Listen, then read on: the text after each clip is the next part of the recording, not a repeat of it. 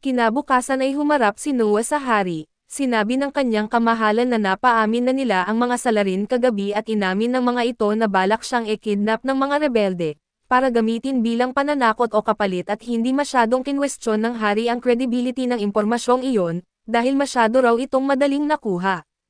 Dito ay kinilala ng hari ang katalinuhan ni Noah, ngunit sinabi rin niyang huwag siyang mag-alala dahil may paraan siya para malaman kung totoo ang mga sinabi ng mga salarin. Gayunpaman bilang isang ama ay nakaramdam siya ng ginhawa dahil hindi nila nagawang makuha ang kanyang anak. Kung nangyari iyon ay siguradong malalagay sa mahirap na sitwasyon ang imperyo. Binanggit din ng hari ang estratehiya ng forage na ikinamangha ni Noah. Hindi niya inasahan na alam na agad ito ng hari kahit nakakautos lang niya nito ilang sandali lang ang nakalipas. Ipinaliwanag ng hari na kung iba raw ang nag-utos ay malamang ay pinutol na lang ang supply ng pagkain ng kalaban para mamatay sila sa gutom, kahit ang Prinsipe Albert ay nagmungkahi na hayaan na lang mamatay sa gutom ang mga rebelde bilang parusa. Ngunit hindi nila naisip na sa halip ay sasakupan at loloobin ng mga rebelde ang mga nayon, kaya ang ginawa lang ng hari ay putulin ang supply ng pagkain ng mga kabayo. Inamin ng hari na hanga siya sa naging desisyon ni Noah. Dahil dito ay naisip ng hari na bigyan siya ng gantimpala at matapos mag-isip, iginiit niyang pahihintulutan niya si Noah na magdagdag ng espada at nabigla si Noah sa narinig. Ipinaliwanag na sa imperyo na isang bansang mandirigma at ang paggamit ng simbolong espada ng walang pahintulot ng emperador ay isang mabigat na krimen na maaaring mapaparusahan ng kamatayan, ngunit kung mismong hari ang magpapahintulot ay ito na ang pinakamataas na karangalang maaaring ibigay. Agad inutusan ng hari si Cruz na maglabas ng opisyal na kautusan at makalipas ang ilang sandali, nakipagkita si Noah kay Byron at ipinagbigay alam nito na kakaunti na lang ang forage na pwedeng ilipat, pero dahil kabisado niya ang mga ruta ng paghahatid ay naging madali pa rin ang gawain. May dala rin siyang impormasyon tungkol kay Kaf at ito ang pinuno ng mga rebelde. Ayon sa kanya si Kaf ay isang taong punong-puno ng galit at gagawin ang lahat para makamit ang kanyang layunin kaya't kahit pa medyo may katangahan ito, pinakiusapan niya si Noah na mag-ingat. Habang nag-uusap sila ay may dumating na isang kasambahay at sinabi na may isang lalaking malubha ang sugat sa pasukan at may dala raw itong agarang ulat. Agad pinapapunta si Noah sa lalaki at ipinakilala nito ang sarili bilang kapitan ng isang unit mula sa distrito ng Adora sa Armelia.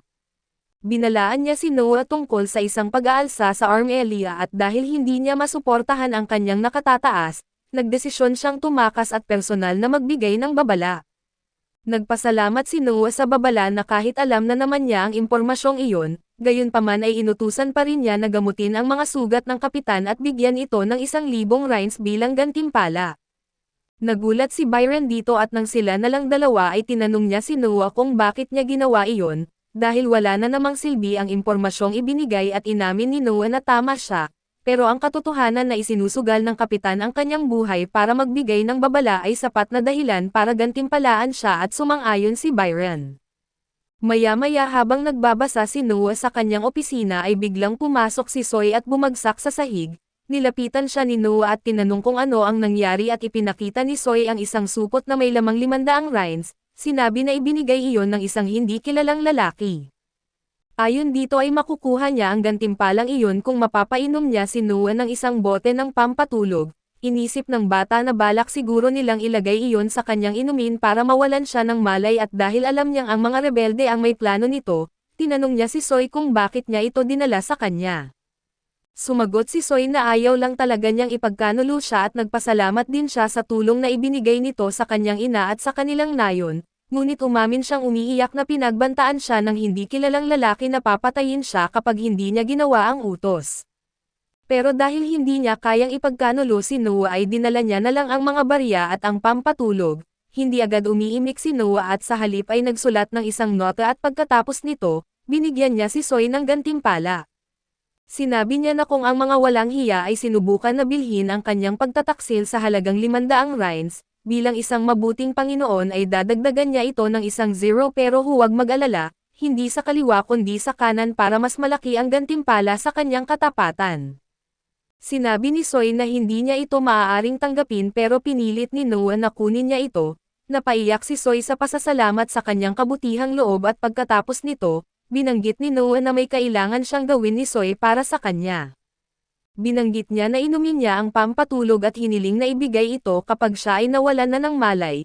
Kahit tumutol si Soy sa huli ay pumayag din siya at inutusan din siya ni Noah na magtago, dahil maaaring patahimikin siya ng mga kalaban at nag-alangan si Soy at tinanong kung ano ang balak niyang gawin.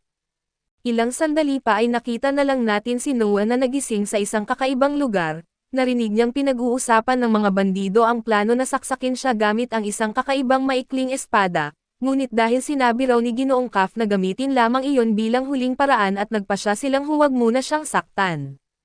Matapos marinig ang lahat ay mabilis niyang inunawa ang sitwasyon at alam niyang nakagapos ang kanyang mga kamay at paa, kaya kinuha niya ang espadang itinago niya sa kanyang tainga at dahil hindi rin nila tinanggal ang kanyang singsing, ginamit niya ito para putulin ang mga tali.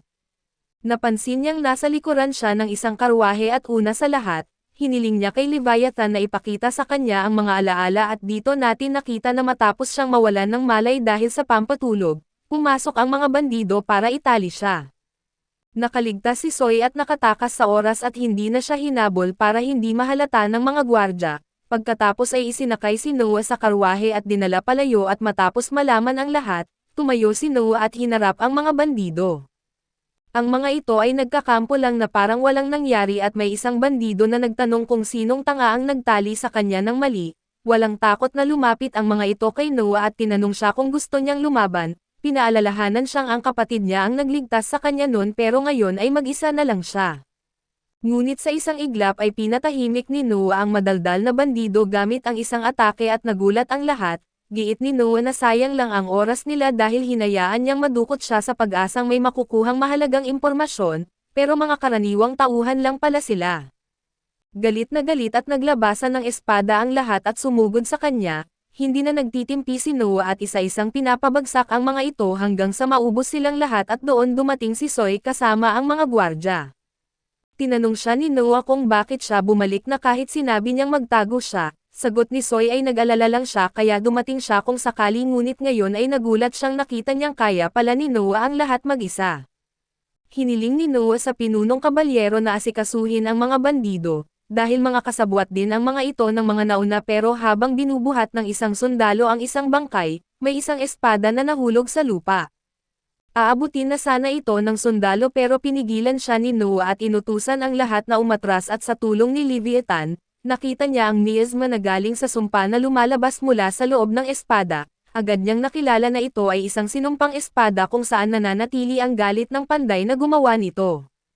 Naging tahimik ang lahat at naghintay sa gagawin ni Noah at kinausap niya si Leviathan at tinanong kung may magagawa ito, sumagot ang espada sa pamamagitan ng pagliwanag at pagbibitaw ng lahat ng naipong madilim na miasma patungo sa isang malayong lugar.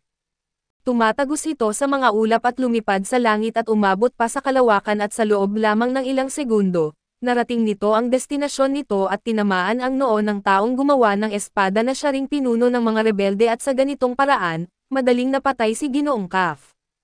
Kinabukasan ay muling nakipagkita si Noah sa hari at muli siyang pinuri ng hari sa kanyang nagawa at tinanong kung ginamit ba niya ang kanyang espada para sa tagumpay na iyon. Kinumpirma ito ni Noah at ipinaliwanag na ginamit niya ang galit na nasa maikling espada bilang palatandaan, at itinuro ang may-ari nito gamit ang isang malayuang atake ni Leviathan.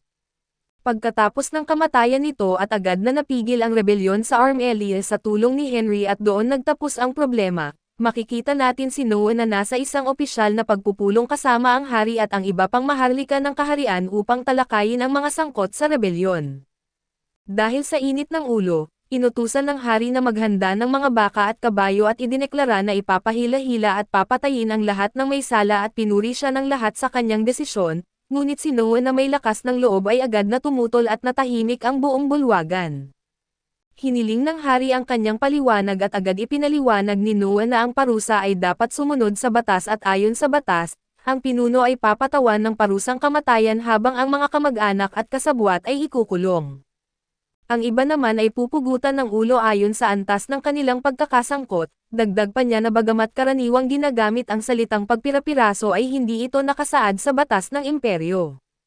Sinabi ng hari na nilapastangan nila ang kanyang dangal at maingat na ipinaliwanag ni Noah na kung lumalabag ang emperador sa batas, guguho ang kaayusan ng lipunan kaya't magalang niyang hiniling na muling pag-isipan ito ng hari. Matapos pakinggan ang kanyang mga argumento ay inamin ng hari ang kanyang pagkakamali at pinasalamatan si Noah sa pagtutuwid sa kanya. Nagulat ang lahat sa naging pasya ngunit sinabi ng hari na hindi siya masisiyahan sa magaan na parusa. Ipatutupad niya ang pinakamabigat na parusang pinahihintulutan ng batas at nang walang bawas at tinanong si Noah kung sang-ayon siya. Sumagot si Noah na wala siyang pagtutol at sa gayon, ipinagkatiwala ng hari ang usapin sa punong ministro. Nanatiling namangha ang mga naroon sa tapang ni Noah na ituwid ang mismong emperador, lalo na't isa pa lamang siyang bata at hindi man lang natitinag at tinawag nila siyang isang henyo na ipinadala ng langit, isang tunay na prodigy. Tumayo ang hari upang pasalamatan si Noah sa pagpigil sa kanya na dungisan ang kanyang pangalan, bilang gantimpala ay sinabi niyang bibigyan niya si Noah ng isang titulo at bagamat maaaring magbigay ng payo ang alinman sa kanyang mga anak, ang pagkakaroon ng tamang paghatol ay isang bihirang birtod.